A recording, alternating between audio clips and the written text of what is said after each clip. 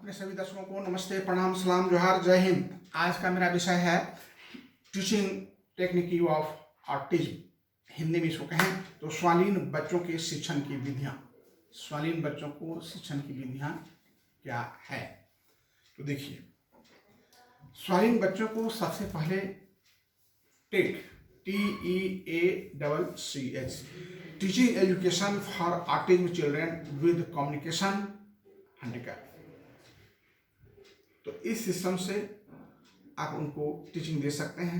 यानी बहुसंवेगी उपागम का उपयोग किया जाता है। बहुसंवेगी उपागम मतलब जिसमें देखना, सुनना, समझना, सभी चीज का समावेश हो। ऐसे ट्रेनिंग देंगे तो ये बच्चे प्रशिक्षण में इंटरेस्ट लेंगे।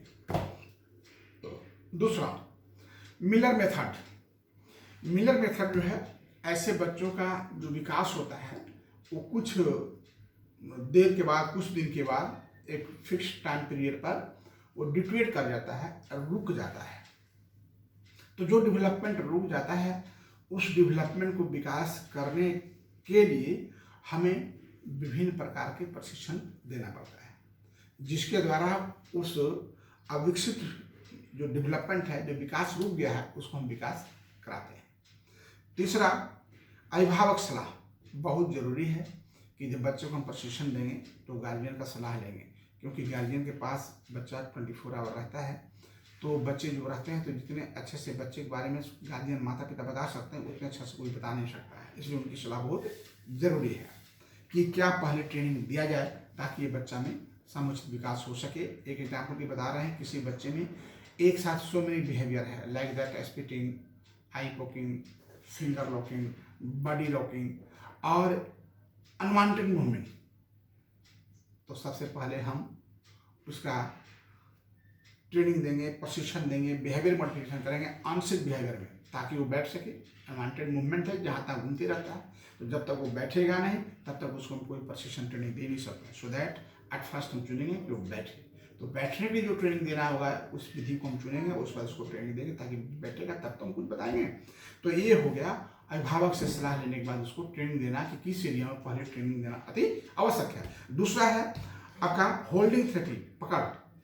यानी ऐसे बच्चे किसी भी चीज को ज्यादा देर तक पकड़ कर नहीं रख सकते। लाइक मान लिया मैंने दिया, ये दिया तो बच्चा हाथ खोलेगा, ऐसे करेगा, ऐसे खोलेगा, ऐसे खोलेगा, ऐसे फेंकेगा, इसको फेंकेगा। माने वो ढंग से किसी चीज को 1 मिनट ढंग से नहीं रख सकता है। तो उसको होल्डिंग कैपेसिटी बढ़ाने के लिए हाथ में कुछ देंगे ताकि वो रखे, और हाथ में उसको देंगे ताकि उसको अच्छा लगे, अच्छा समझ के हाथ में लगेगा। हम स्पंज का बॉल भी दे सकते हैं ताकि वो दबावे खोले, और कुछ कलरफुल हो ताकि आई हैंड कोऑर्डिनेशन भी हो।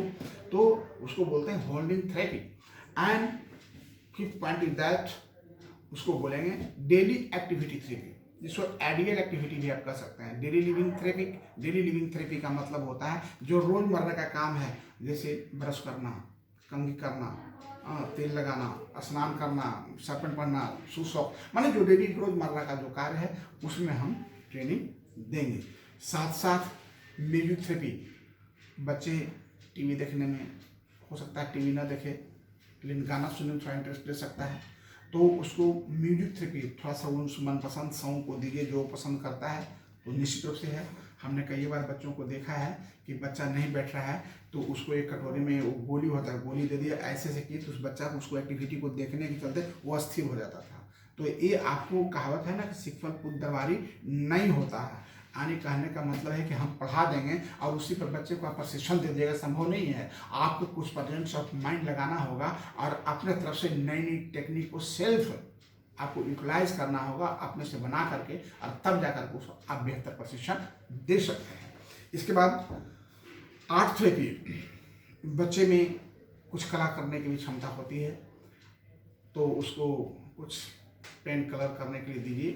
प्राइमरी तो नहीं कर पाएगा, खींच देगा, फट देगा, फेंक देगा, लेकिन धीरे धीरे वो कुछ न कुछ कर सकता है और उसका आई हैंड कोऑर्डिनेशन भी बढ़ सकता है, वो थोड़ा शांत भी हो सकता है। इसके बाद खान पान संबंधी हस्तक्षेप। खान पान संबंधी फूडिंग ब्लॉगिंग, माने खान पान होता है का कि दूध से ज़्यादा बना हुआ मिठाई, दूध से बना हुआ ज़्यादा चीज़ खिलाएंगे तो बच्चों की एक समस्या होती है, और वह समस्या होती है फैटगो होगा और आलस होगा और व्यवहार में भी और समस्याएं बढ़ेगी। 3 समस्याएं बढ़ता है दूध और दूध से बना चीज ज़्यादा उपयोग करने से। इसके बाद है कि बैलेंस डाइट का ध्यान रखें। ज़्यादा खाना देंगे बच्चा काफ़ी फैटी हो जाएगा, उस स्वास्थ्य के लिए हानिकारक है।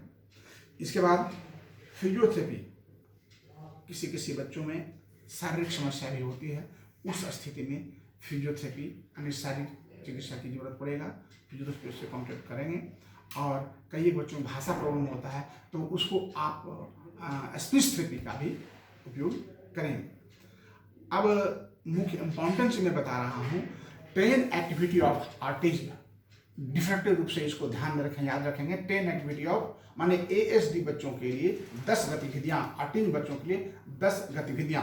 Number 1 finger painting, putting painting. Finger painting का मतलब होता है कि बच्चों को अपने कुछ पेंटिंग उंटिंग करने दे दें, पेपर दे दें, पेपर पे कलर दे दें, वो हाथ से कुछ करने के लिए या पंजे से ऐसे कराएं, कुछ एक्टिविटी कराते रहें तो उसमें वो इंटरेस्ट लेगा।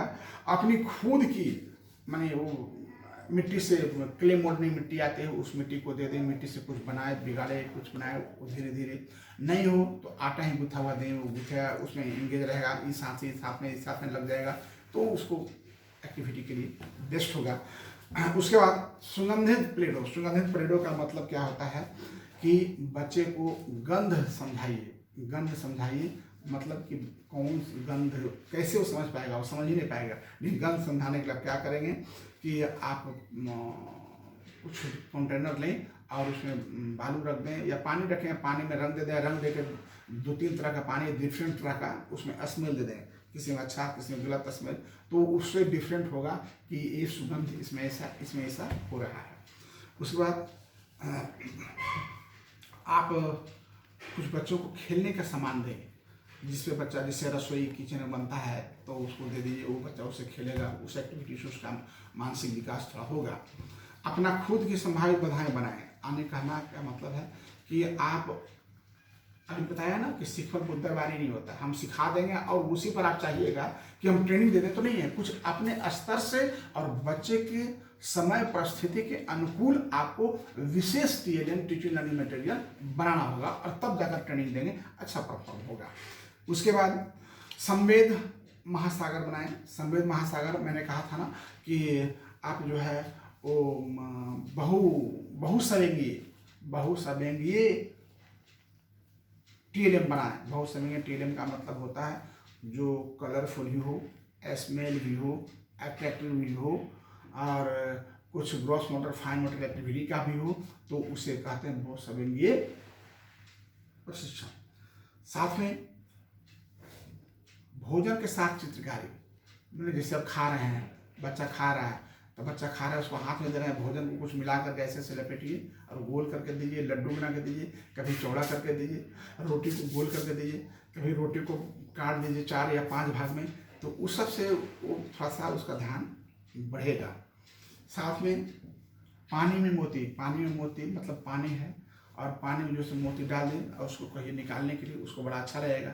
एक पानी ठंडा रखें, एक पानी हल्का सुसुम गर्म रखें, उससे उसको ठंडा और गर्म का भी पहचान हो जाएगा।